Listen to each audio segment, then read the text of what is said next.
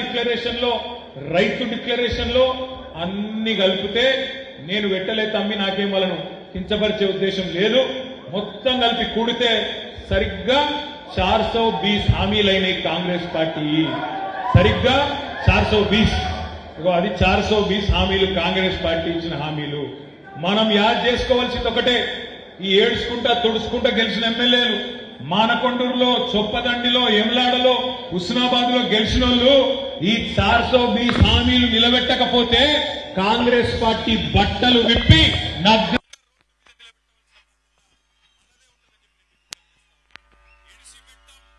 ఇడిచిపెట్టాం. ఎట్టి పరిస్థితుల్లో ఇడిచిపెట్టాం. పెద్ద పెద్ద మాటలు చెప్పారు కదా, 2 లక్షల రుణమాఫీ డిసెంబర్ 9 చేస్తా. అక్క నువ్వు బిల్లు కట్టకు సోనియమ్మ కడుతుంది జనవరి నుంచి అన్నాడు. మరి కట్టకుండా ఊకుందామా?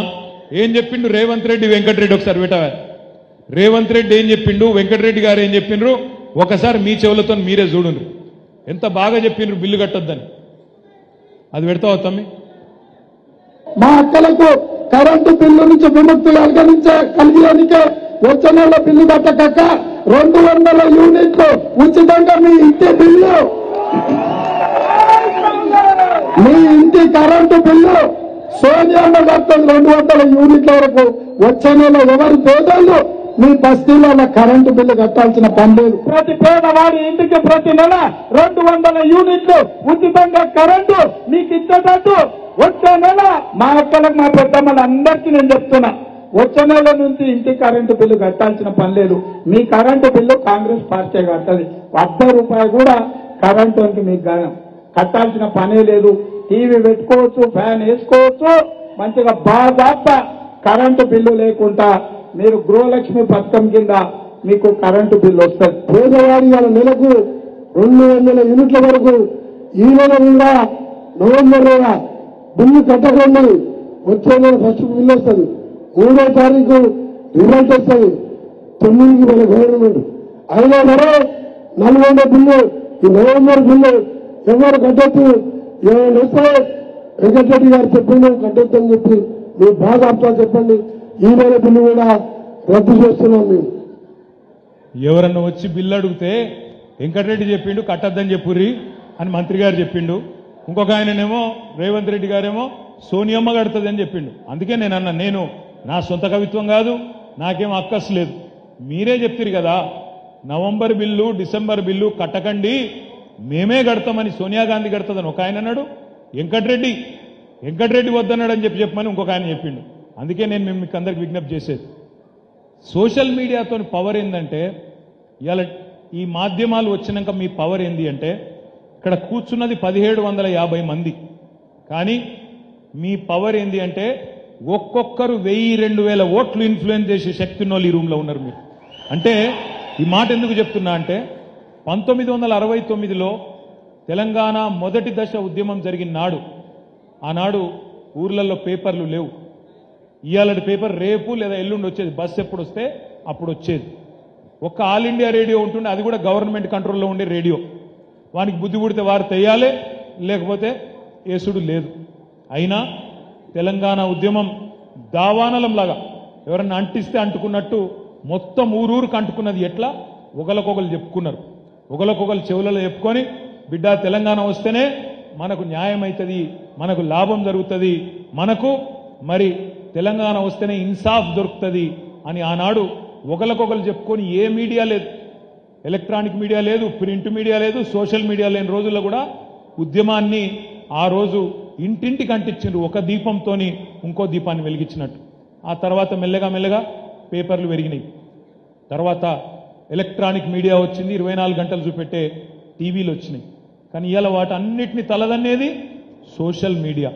ఇంతకుముందు వినోదన్న చెప్పిండు, ఆ 5 అస్త్రాలు యూట్యూబ్, ఇన్స్టాగ్రామ్, ట్విట్టర్, వాట్సాప్, అదేవిధంగా ఫేస్బుక్, ఈ 5 అస్త్రాలతోనే వీటిని పదునుగా వాడి ఉన్నది లేనట్టు లేనిది ఉన్నట్టు చేసి, పెద్దలు చెప్తారు నిజం కడప దాటే లోపల అబద్ధం ఊరంతా తిరిగి వస్తుందని చెప్తారు.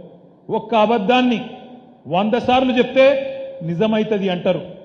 ఒక్క అబద్ధం 100 అబద్ధాలు చెప్పైనా లగ్గం చేయాలి అంటారు. గదవన్నీ నమ్ముకొనే మోడీ గారు ప్రధానమంత్రి అయిండు, రేవంత్ రెడ్డి గారు ముఖ్యమంత్రి అయిండు. ఎట్లనా మీరు చూడండి వాళ్ళ హామీలు, వాళ్ళ మాటలు. నిజంగా చెప్పాలంటే పాపం కాంగ్రెస్ వాళ్ళు కూడా కలలు కూడా అనుకోలే.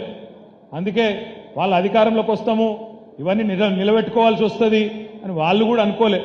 నోటికి ఎంత వస్తే అంత చెప్పుకుంటూ పోయినారు. బస్సు ఫ్రీ, బంగారం ఫ్రీ, ఇది ఫ్రీ, అది ఫ్రీ, నువ్వు ఏది పెడితే అది ఫ్రీ అనుకుంటా ఒర్లుకుంటూ పోయినరు.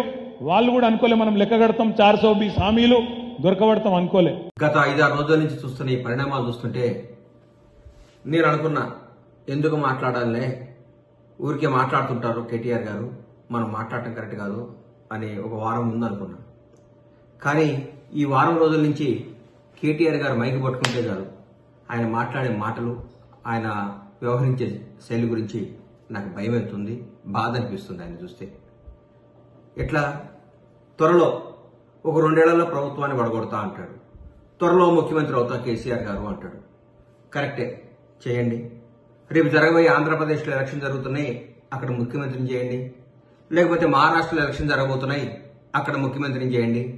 లేకపోతే ఎక్కడో పక్కన రాష్ట్రాల్లో కేరళలో భారతీయ రాష్ట్ర సమితి కదా మీ పార్టీ అధ్యక్షులు కేసీఆర్ గారు, భారతదేశంలో ఏ రాష్ట్రం నుంచి అయినా ముఖ్యమంత్రి అవడానికి అర్హత ఉంది, ఆయన కావాలి, మీరు పోరాడాలి, మీరు పార్టీ భారతీయ రాష్ట్ర సమితి భారతదేశ వ్యాప్తంగా బలపడాలని కోరుకుంటున్నా. అట్లాగే 4 ఎమ్మెల్యేలు వచ్చి ముఖ్యమంత్రి గారిని కలిస్తే ఉలిక్కిపడి నిద్రపోకుండా ఆగమాగమైపోయి అసలు ఏదో కొంపలు వినిపోయినట్టు, ఎందుకు సార్ అంతా వాళ్ళని మానసికంగా హింసించి ప్రెస్ మీట్లు పెట్టించి మీరు స్క్రిప్ట్ రాసిచ్చి దాన్ని చదవండి అని చెప్పించారు. వాళ్ళు ఒక 2 లక్షల మందికో 2.5 లక్షల మందికో ఓట్లే ఒక ప్రతినిధిగా ఉన్నప్పుడు వాళ్ళ సమస్యలు ముఖ్యమంత్రి గారిని కలిసి చెప్పుకోవద్దా, ముఖ్యమంత్రి గారిని కలవద్దా? ఇది ప్రజాస్వామ్యం కాదా? ఎక్కడ పోతున్నారు సార్ మీరు? ఎందుకు అంత భయపడతారు? అంత బంధించి బర్రెలు కట్టేసినట్టు కట్టేపించుకొని మీ చెప్పు చేతుల్లోనే మీ చెప్పు చేతుల్లోనే రాష్ట్ర ప్రజలు ఉండాలని జనాన్ని అందరినీ ఊరికే అది చేస్తాం, ఇది ఇవ్వకుండా ఇది చేస్తాం, తిరగబడతాం, ఎగబడతాం, కోస్తాం, నరికేస్తాం, ఏందేందో మాట్లాడతారు. ఎందుకు సార్ కేటీఆర్ గారు మీరు దయచేసి మాట్లాడకండి సార్ అట్లా. ఇది ప్రజాస్వామ్యం. ఇప్పుడు కాంగ్రెస్ పార్టీ తెలంగాణ రాష్ట్రాన్ని పరిపాలిస్తుంది. గౌరవనీయుల ముఖ్యమంత్రి రేవంత్ రెడ్డి గారు, మా మంత్రివర్గం అందరూ బ్రహ్మాండంగా చేస్తున్నారు. జరుగుతున్న పనులు 45-46 రోజుల్లోనే ఇది కుంపలారిపోయినట్టు రోజు ప్రెస్ మీట్, గూగుల్ పే చేయటం, ప్రెస్ మీట్ పెట్టడం, గూగుల్ పే చేయటం, ప్రెస్ మీట్ పెట్టడం. ఇది కాదు సార్. ఎట్లా ప్రజలకు ఏం చేయాలి? మీరు చేసిన తప్పులేంది? మీరు ఎందుకు ఓడిపోయారు? కొద్ది పర్సెంట్తోనే ఓడిపోయి ఉన్నారు. మీరు గెలిచిన చాలా పెద్ద పర్సెంట్తో గెలిచారా సార్ ఇంతకుముందు? మీరు ఎప్పుడన్నా? ఫస్ట్ టైం మీకు 62 సీట్లు వచ్చినాయి సార్. 62 సీట్లతో మీరందరినీ అభివృద్ధి పేరుతో, ఇప్పుడు నేను మిమ్మల్ని ఏమన్నా అభివృద్ధి పేరుతో, రాష్ట్రాన్ని అభివృద్ధి పేరుతో మా కాంగ్రెస్ ఎమ్మెల్యేలందరినీ, అప్పటి తెలుగుదేశం ఎమ్మెల్యేలందరినీ కూడా మీ చెంతనే చేసుకున్నారు. మేమందరూ ప్రతిపక్షాలందరూ అడిగితే ఇది అభివృద్ధి పేరుతో రావాలి, దీన్ని అందరూ ఆమోదించాలి, దీన్ని సమ్మతించాలి అని మీరు మాట్లాడారు. తర్వాత ఉత్తమ్ కుమార్ రెడ్డి గారి నాయకత్వంలో మేము ఎలక్షన్ చేయడం జరిగింది. మాకు అప్పుడు మేము ఓటమి చెందాం. మా ఎమ్మెల్యేలందరినీ కూడా అదే రిపీట్ చేశారు, అభివృద్ధి పేరుతో అభివృద్ధి చేస్తున్నాం, మీ ఎమ్మెల్యేలను తీసుకొస్తున్నాం అని మమ్మల్ని ప్రతిపక్ష హోదా లేకుండా కూడా చేశారు మీరు. అది మీరు గుర్తుపెట్టుకోవాలి సార్. మీకు ఒక న్యాయం, మీరు చేస్తే సంసారం, మేము చేస్తే తప్ప. మీకు ఒక న్యాయం, మాకు ఒక న్యాయమా? మేము ఇప్పుడైతే తెలంగాణ రాష్ట్ర ముఖ్యమంత్రి పోస్ట్ ఖాళీగా లేదు. 5 ఏళ్ల తర్వాత ఎలక్షన్లు వస్తాయి. ఇంకో 10 ఏళ్ల వరకు కాంగ్రెస్ ప్రభుత్వం ఉంటుంది. మాకు ఇందులో ఏమాత్రం డౌట్ లేదు. మీకేమన్నా అంతగా ముఖ్యమంత్రి కావాలి, అర్జెంట్ గా పదవులు చేపట్టాలి, రాష్ట్రాన్ని అది చేయాలి ఇది చేయాలనుకుని ఉంటే మీరు వేరే రాష్ట్రాలకు వెళ్ళి, కొత్తగా బీఆర్ఎస్ పార్టీ కదా, భారతీయ రాష్ట్ర సమితి కాబట్టి మీరు ఎక్కడైనా ఇంప్రూవ్ చేసుకోండి, డెవలప్ చేసుకోండి, పని చేయండి. కానీ ఇక్కడ మాకు చాలా పనులు ఉన్నాయి. అవినీతి మొత్తం ఒక్కొక్కరు తిమ్మింగ్రాలు, ఒక చిన్న ఆఫీసర్ మీ చెప్పు చేతుల్లో ఒక చిన్న ఆఫీసర్ని పట్టుకుంటేనే ఒక 1000 కోట్లు వచ్చినాయి. ఇవాళ 1000 కోట్లు. ఇట్లాంటి 1000 కోట్లన్నీ రికవరీ చేసి పేద ప్రజలకి, తెలంగాణలో ఉన్న పేద ప్రజలకు పంచండి సార్ అని గౌరవ ముఖ్యమంత్రి గారిని చేతులెత్తి నమస్కరిస్తున్నా. సార్ ఇట్లాంటి చాలా తిమ్మింగ్లాలు ఉన్నాయి, పెద్ద సొర చేపలున్నాయి, ఈ చేపలను పట్టండి సార్. పెద్ద పదవుల్లో ఉన్నారు. ఈ హైదరాబాద్ చుట్టుపక్కల చాలా పెద్ద పదవులు చేసిన అందరూ పట్టుకుంటే దాదాపు మీకు 10,000 కోట్లు వస్తే చాలా రైతు బంధు ఇంకో బంధు వెళ్ళిపోద్ది మనకి ఒక కార్యక్రమం. ఇట్లా ఈ అవినీతి చేస్తేనే, ఈ అవినీతిని నిర్మూలిస్తేనే మనం బ్రహ్మాండంగానే 6 గ్యారెంటీ చేయగలుగుతామని మాకు నమ్మకం ఉంది. మీకు చేతులైతే దండం పెడుతున్నా, కొద్దిగా ఓపిక పట్టండి, కొంచెం మీ మానసికంగా నిబ్బరం చేసుకోండి. మేము ఓడిపోయినాం, మేము ప్రతిపక్షంలో ఉన్నాం, మాకు ఇబ్బంది, రాబోయే భవిష్యత్తులో మంచి పనులు చేసి ఇంకా కొంచెం మంచిగా జనంలో చొచ్చుకుపోయి జనాన్ని ప్రేమగా ఎలా పొందాలో ఆలోచించండి. కానీ ఊరికే ఎట్లా గవర్నమెంట్ అధికారం ఇస్తారని జనం మీద తీసుకొని నాయకుల్ని హింస పెడితే మీకు ఏమాత్రం న్యాయం జరగదు కాక మిమ్మల్ని ఆల్రెడీ జనం అందరూ అనుకుంటున్నారు, సరే ఆయన ఎక్కడైనా చూపించండి సార్, కొంచెం కేరళ కన్నా ఎక్కడికైనా పోయి ట్రీట్మెంట్ చేయండి సార్, కేటీఆర్ గారు ఆగమాగం అయిపోతున్నాడు అంటున్నారు. దయచేసి మీరు మాకు పెద్ద రాష్ట్ర చాలా పెద్ద ఉన్నతమైన స్థాయిలో ఉండి వచ్చిన కేసీఆర్ గారి అబ్బాయిగా మిమ్మల్ని గౌరవిస్తున్నాం. రాష్ట్ర నాయకులు కేసీఆర్ గారి అబ్బాయిగా మీకు గౌరవిస్తున్నాం, అభిమానిస్తున్నాం. అందుకంటే మిమ్మల్ని మేము ఏ విధంగా మేము చూడం. మీరు ఎప్పటికీ మా కేసీఆర్ గారి అబ్బాయే. మీరు నాన్నగారి పేరు చెడగొట్టకండి, మీ నాన్నగారి పేరు నాగం చేయకండి. ఆయన తెలంగాణ రావడంలో కూడా కీలక పోషించారని మేము నమ్ముతున్నాం. కాబట్టి మీరు దయచేసి కేసీఆర్ గారి పేరు చెడగొట్టొద్దని, బీఆర్ఎస్ పార్టీని అప్రతిష్ట పాలు చేయకుండా ప్రజా సమస్యలపై పోరాడండి, టైం ఇవ్వండి, అన్నీ జరుగుతాయి.